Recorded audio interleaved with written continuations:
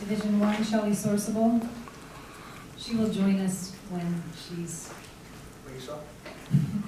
on the phone. She will let herself be known, and then we'll take roll call when she arrives. Keith Dice. Here. Frank Donato. Here. Justin Lane. Here. Robert Paris. Here. Marlon Barnes. Gary Van Dam. Here. Dwayne Chisholm. Here. Bill Brunick. And Holly Hughes present. Thank you very much. Item 4, period open to the public.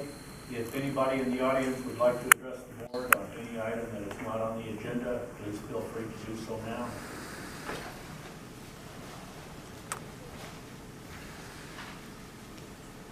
Item 5A, new employee introductions. Diana Mills, Clerical Assistant, Pam Clark, Executive Assistant, and Ben Melendez, Engineering Technician. Dwayne? Yes, as the board will remember, there was three new positions that the board authorized. We were successful in getting 3 new candidates for those positions. We have Diana Mills. She's our new clerical assistant, and you'll see her at the front desk. She's been here for a few weeks and doing an outstanding job. Ben Melendez is our engineering technician. He's going to do a lot of our CAD and GIS type information for us with our new engineering manager, which we're currently recruiting for. The one thing that I particularly liked about him is he can actually draw plans by hand, which is a skill that I have from pre-computer days. He learned when he was, where did you go to school? I went to school to El Salvador. El Salvador is where he originally went to school. He used by hand.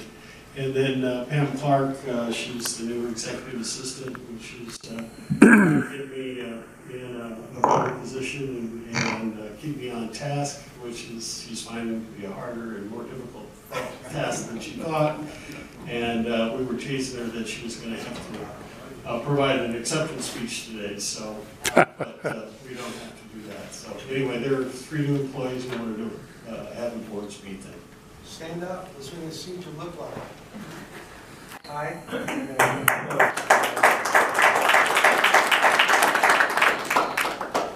Welcome aboard. Thank you very much for joining us. I think you'll find AVEK to be a very good team to work with. Indeed, sir.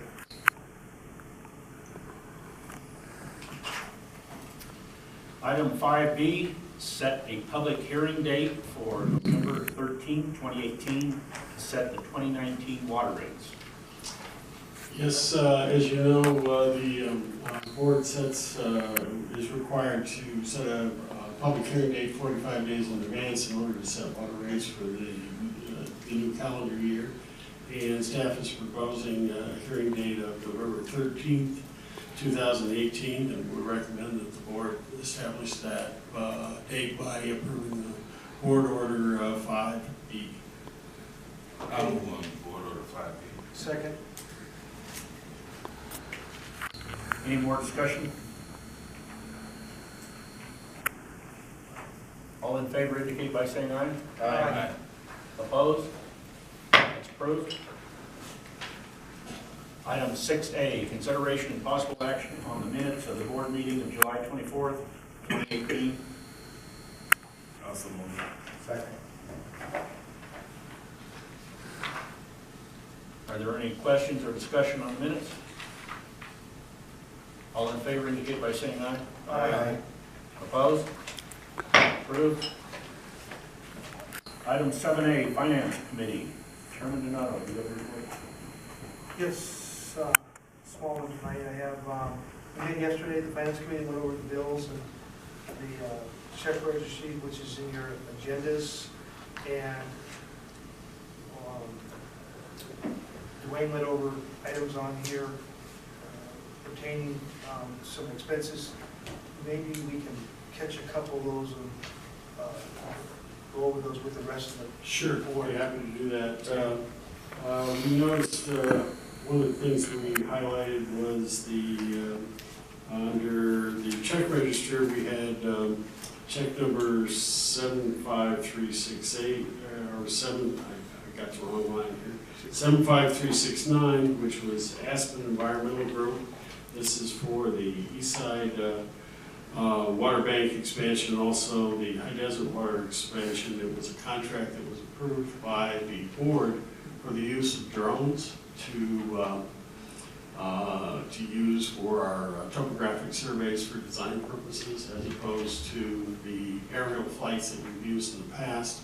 It's saved the agency over 50% of what the traditional cost had been for those particular items. We had spent well over $70,000-$80,000 to do the old method, and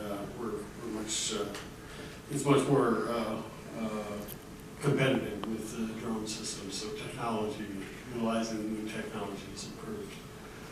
We also had highlighted a payment to the city of Palmdale for the Anagosa recharge project. And this is for design expenses to GEI. They're going to be moving forward on that project very soon. Construction's due to start here real quickly on that one. And then we wanted to highlight, let me see, I got another one here.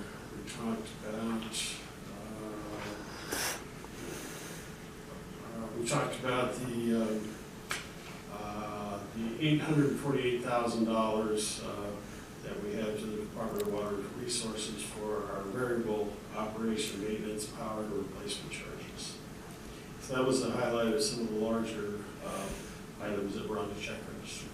You happy to answer any questions on others, or should have any. I'm curious, who flies the drones? Is it one of us, or is it? No, it's one of the survey company does the drone pilot. I'll move on board order 781 that we put in the check register for August 24th through September 5th, 2018. Second. Any more discussion? All in favor indicate by saying aye. Aye. Opposed? Carried. Okay, item A2, this is consideration of possible action to approve purchase orders above $25,000. Yes, and if we can try and, I don't know if this is important here, but we get that exhibit on the screen there. There it is. This is the purchase order approval process that the board recently approved. And if you notice here in the middle item, there's purchase orders that are greater than $25,000.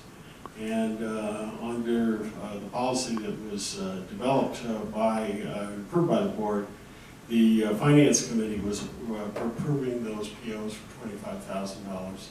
After due consideration by the Finance Committee, they thought it would be much better to have the full board of directors approve the purchase orders as opposed to just the Finance Committee, and provide greater transparency for the process. And so the board order 782 would make that change in policy so that all future purchase orders greater than $25,000 would be forwarded to the board following the review by the Finance Committee. Okay, so right now, that was just for information, basically? Well, this would, if you approve the board order, then that will be the policy moving forward. Okay, so the board, okay, so I'll go ahead and move on, board order 782, that process that Wayne was just explained that we approve that policy. I'll second. Any questions or discussion? All in favor indicate by saying aye. Aye. Opposed? Okay, that concludes my report. Thank you very much. Item 7B, Adjudication Water Master Committee. Committee Chairman Harris, do you want to Turn this over to Wayne, You bet. The next Water Master Committee meeting is on September 26th. We're currently working up the agenda for that meeting. There'll be several items on there from the Water Master Attorney that he's planning to respond to. If the board remembers, there was several letters that were presented to certain individuals within the groundwater pumping community to clarify their rights and for their pumping that they were doing. We've gotten some responses, and the attorney will be responding or updating the board, Water Master Board, on what has occurred with that. In addition to that, we also have the election for the landowner representatives and the alternates. The AVEK, as a landowner on Exhibit 4, has a right to vote, and as such, there will be a closed session discussion with regards to that voting tonight, and then we'll go from there and file our secret ballot as to how we'll vote from there. So we anticipate that we should have this landowner election completed by the end of the month. That would conclude my report on the Water Master. My report too. Good job, Rob. Item 7C, Water Bank Resources Committee, Chairman Melendez. Yeah, we met the other day in the committee, discussed the Little Rock Creek irrigation and AVEK exchange agreement, and Wayne will do it? Yeah. Okay. This is the highlights of the Little Rock Exchange Agreement that is proposed tonight. A little history with regards to AVEK and Little Rock. We've gone through these exchange agreements for quite a few years, starting back in 2007. You can see in the center column there that our first exchange was for 1,380 acre feet. And we've had 4, 5, 6 years that we were able to exchange water. This year in 2018, where Little Rock has requested a similar exchange to what they've done in the past. Currently, we have 4,830 acre feet that needs to be returned to Little Rock Irrigation District by AVEK.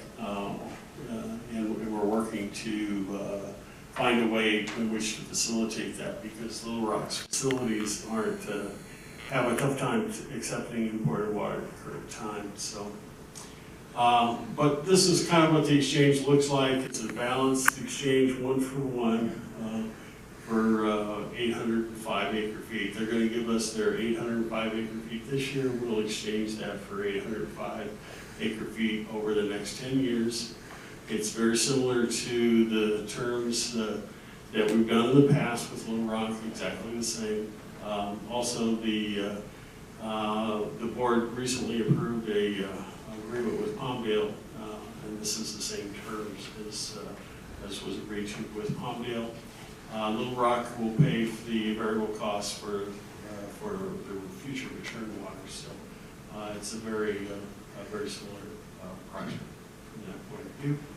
And as you look at the longer term view, AVEK and Little Rock are currently working on a separate agreement to address AVEK's return obligations, and we'll bring that back to the committee and the full board at some future meeting. So it's a fairly straightforward agreement, one that we've done in the past. Be happy to answer any questions that the board may have with regards to that. But staff would recommend approval of the exchange agreement. I had one question, Dwayne. Do we pay them, they pay to pump it over here, and we pay to pump it back? The way the agreement works is we pay to get the water here, and then they pay when they have to, when we return the water to them. But we have some other arrangements to where that were approved with San Joaquin, so that we can even defer the cost for us. We'll actually provide some additional revenue to the agency. Move approval on board order 7C1. Second.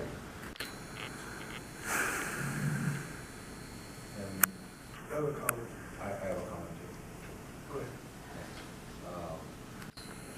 We've been working really close with Palmdale Water District and the Water Irrigation District and our state water contractors.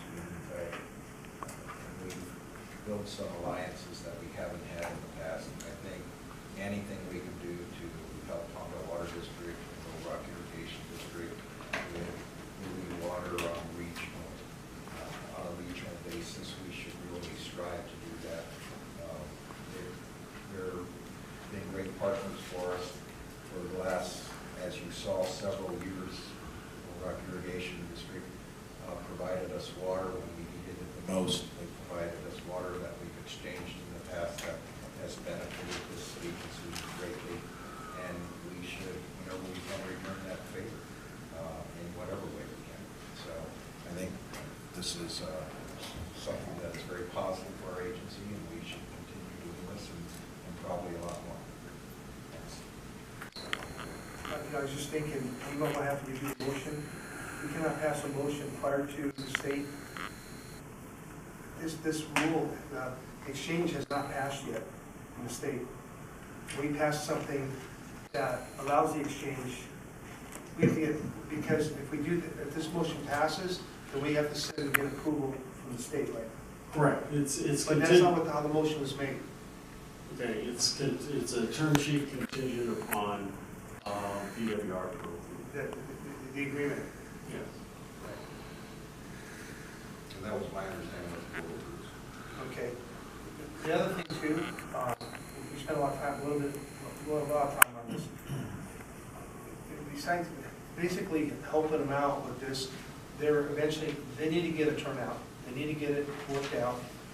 They can't, Little Rock's been in business getting water as long as we have, and they need to put their, the water that we're taking, they should be recharging the groundwater basin with that water, and they're right there, in Little Rock Creek. I mean, it's right in their back door, but they have no ways of doing that. So that's important. The second thing is this water for the benefit this agency, because that's what it's all about. I'm here to benefit this agency, not their agency. I was elected by the people to do the best I could, keep water rates down and keep taxes down. And I've been doing this since 1986, and I'm going to continue, pushing that direction. But the other thing is with this water in this situation, to benefit our situation, is that water needs to be taken up the coast here, basically, so we don't have to pay any pumping costs whatsoever to bring that over. So we do an exchange, and we sell, exchange and sell that water. That way, it'll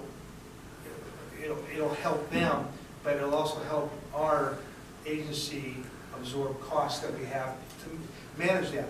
Every time you pick up the phone, every time we have a discussion or this meeting right here, it costs the taxpayers money.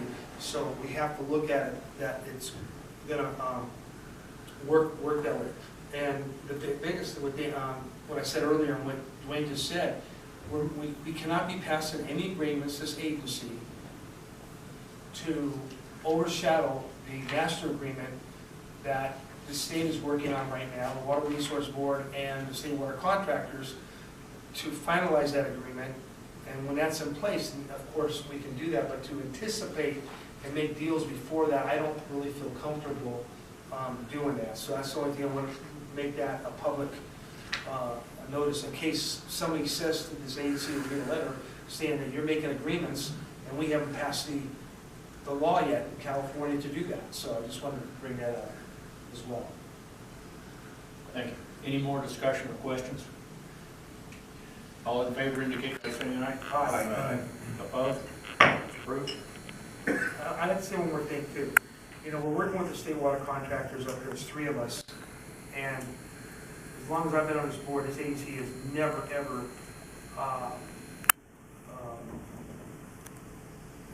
has always had an open door, open arms to the other state water contractors, and it's just been recently, in the last 10 years, maybe 15 years, it's really come together.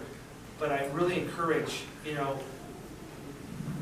we have water, we have places to put the water in the ground, and we need to, the other state water agencies have to work a little harder and more aggressive to be able to get that table A water in the ground when it's available, especially on the east side, because we're doing as best, the most we can do, but their facilities are right off the aqueduct and right off where the recharge basin is, so I just want to, you know, push that. When we have committee meetings, you know, example would be is, let's say Little Rock's putting a pipe in the ground, and it can possibly help AVEK by sizing that pipeline while they're putting it in the ground. That would be advantageous for us. That's to create a partnership that way to do something like that, because, you know, they don't need a big line, but we in the future might need a big line, and maybe size it to share that pipeline and that turnout. That's going to benefit us to be able to pump more water to the east side to get that water. Just remember that this adjudication, a lot of it was based upon the Edwards not getting water. And we all know hydraulically that water being put in Big Rock or Little Rock, it flows to Edwards Air Force Base, and that is what's known as the dry beds, the lake beds. So the more water we can put in on the east side, it's going to benefit the people greatly, but it's also going to benefit a 10,000 plus employer out there to keep them open. So we need to keep that in mind as well. Any more discussion? Item 8A, General Manager's Report, right? Yes. Okay, this is the General Manager's Report for September 11th, 2018. Here's the normal aid station precipitation report. Not much to add here other than it's been dry. It continues to be dry. We anticipated more dryness, so for the next few months.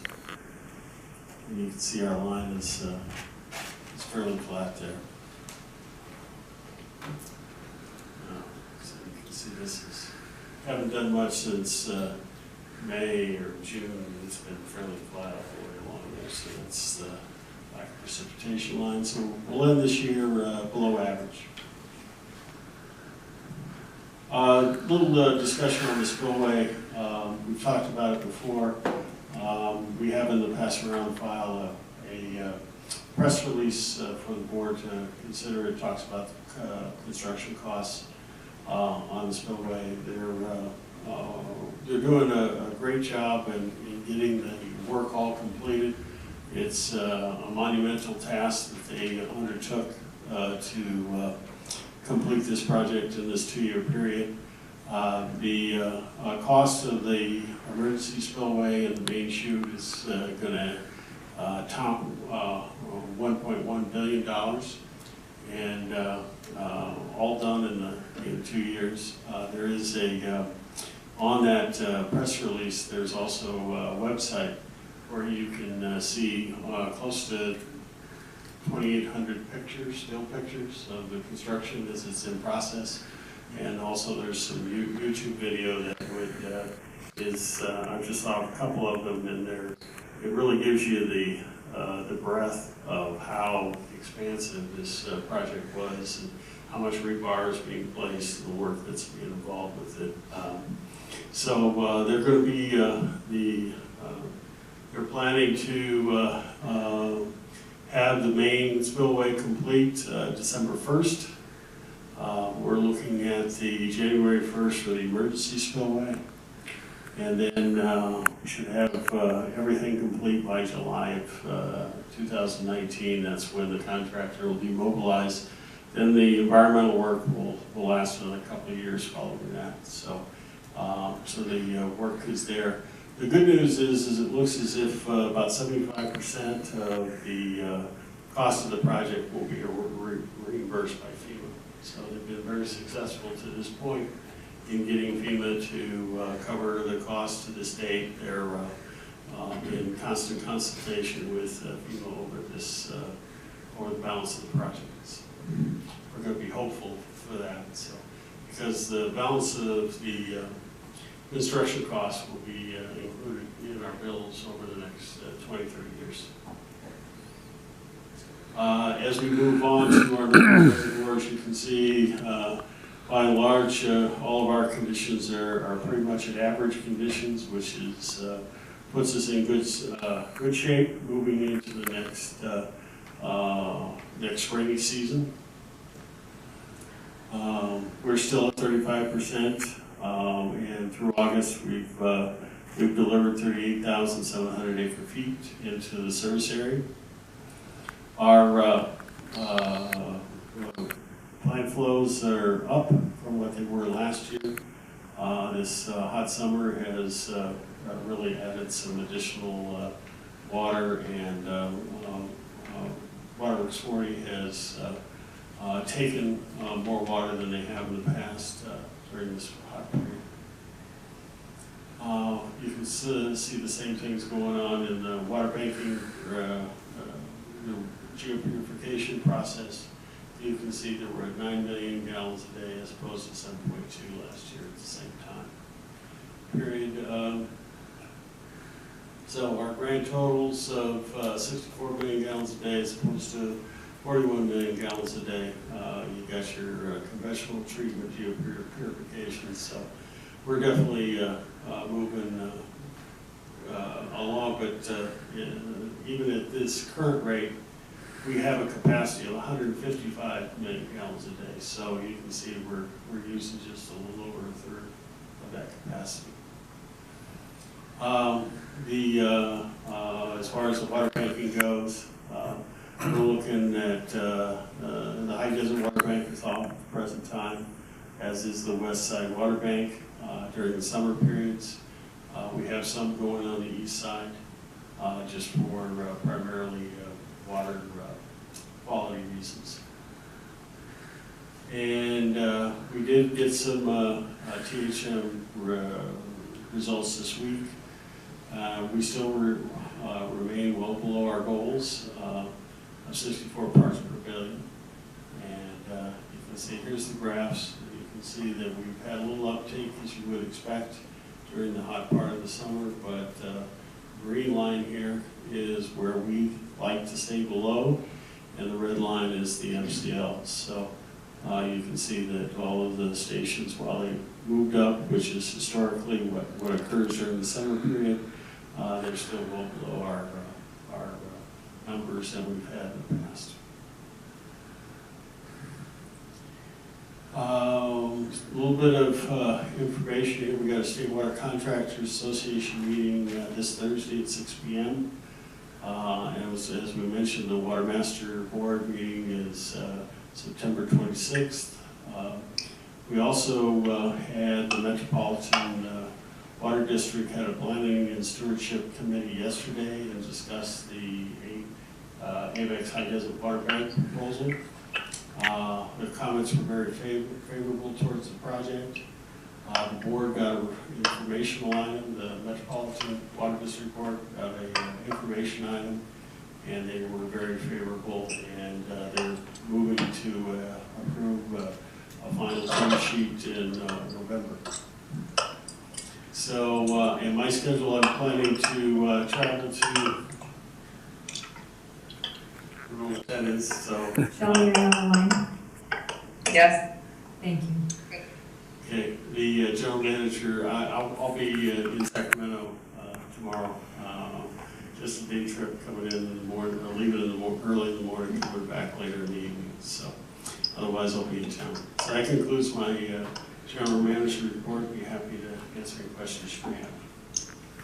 Any questions for Dwayne? Thanks, Dwayne. Item 9, Director's Report. Rob? Marlon? Right? None? Justin? Nothing. Gary? No. Item 10, attorney's report. Bill? Does Shelley have a report?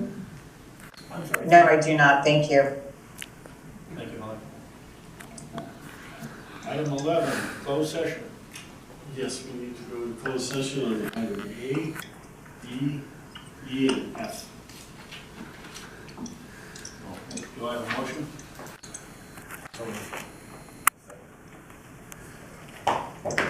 Roll call vote, please. Shelley Sorsable, Yes. Keith Dias. Yes. Frank Donato, Yes. Justin Lane, Yes. Robert Paris. Yes. Marlon Barnes, Yes. Gary Van Dam. Yes. It's approved. Okay, we'll go into closed session after a 10-minute recess.